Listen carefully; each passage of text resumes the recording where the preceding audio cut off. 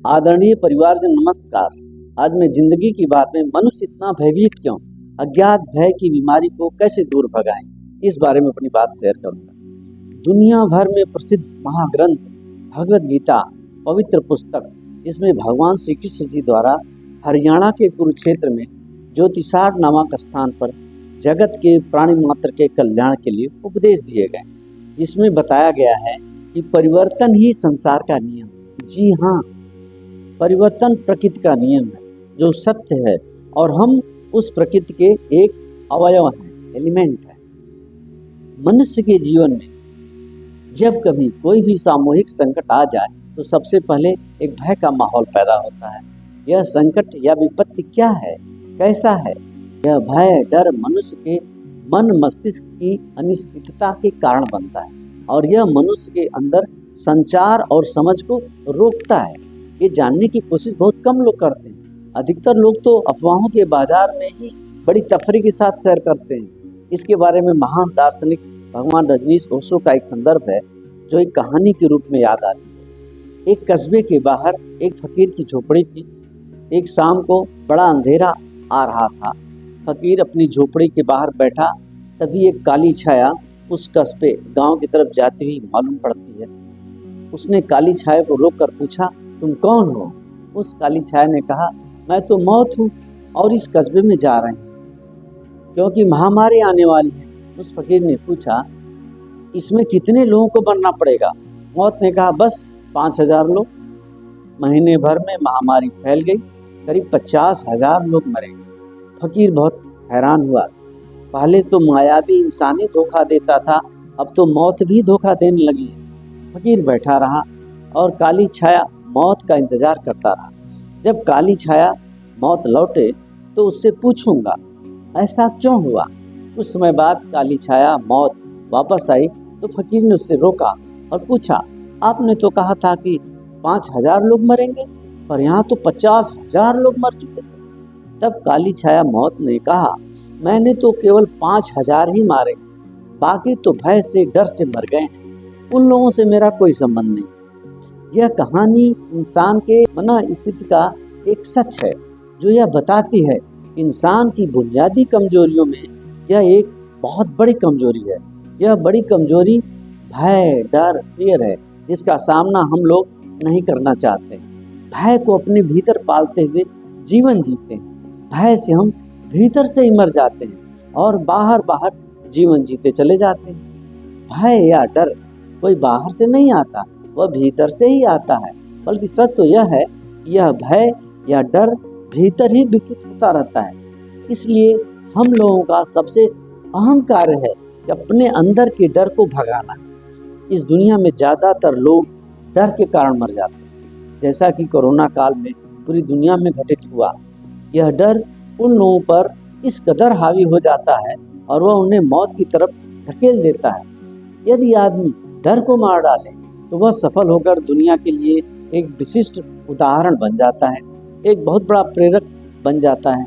एक लेखक निक वुजिसिक, जो बिना हाथ पैरों के एक इंसान है, जब वह बड़े हुए तो स्वयं को अन्य लोगों से अलग पाकर बेहद उदास हो गए। लोग उन पर ताने मारते थे। उन्हीं तानों ने उन्हें अवसाद का, डिप्रेशन का शिकार बनाना शुरू कर दिया।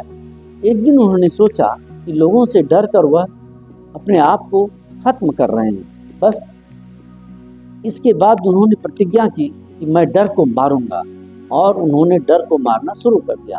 आज वह पूरी दुनिया में एक सफल मोटिवेशनल वक्ता, लेखक तथा एक परिवार के संरक्षक के रूप में उन्होंने सबके सामने आकर बताया कि उन्होंने अपने डर की मौत कर दी है। उनकी प्रसिद्ध पुस्तक स्ट्रांग स्टैंड में वे कहते हैं कि मुझे विभिन्न देशों के कई व्यक्तियों ने बताया है कि अलग अलग डर के कारण वे आत्महत्या के, सुसाइड के प्रयास कर चुके हैं। मैंने उनसे कहा कि आप डर की हत्या करें, अपनी हत्या नहीं। मुझे बिना हाथ पैरों को देखकर वे अक्सर मेरी बात से अपनी सहमति जताकर अपने डर को मारने में कामयाब हैं। जितने लंबे समय तक हम किसी भी अप्रिय कार्य को टालते रहते हैं, उतने ही समय में वह एक अननोन फियर, अनचाहा डर लगातार सताता है। डर कई बार किसी व्यक्ति के लिए बहुत ही घातक साबित होता है। इसलिए जिस काम से आपको डर लग रहा हो उसे तुरंत कर दिया जाए। जब आप उसे कर देंगे तब डर अपने आप मर जाएगा। इसी डर के कारण व्यक्ति का दिमाग नकारात्मक बातों और कार्यों की ओर अग्रसर हो जाता है, जिससे डर को अगला अवसर और प्रसार मिलता है। फिर यही डर दिमाग में अपनी एक जगह बना लेता है।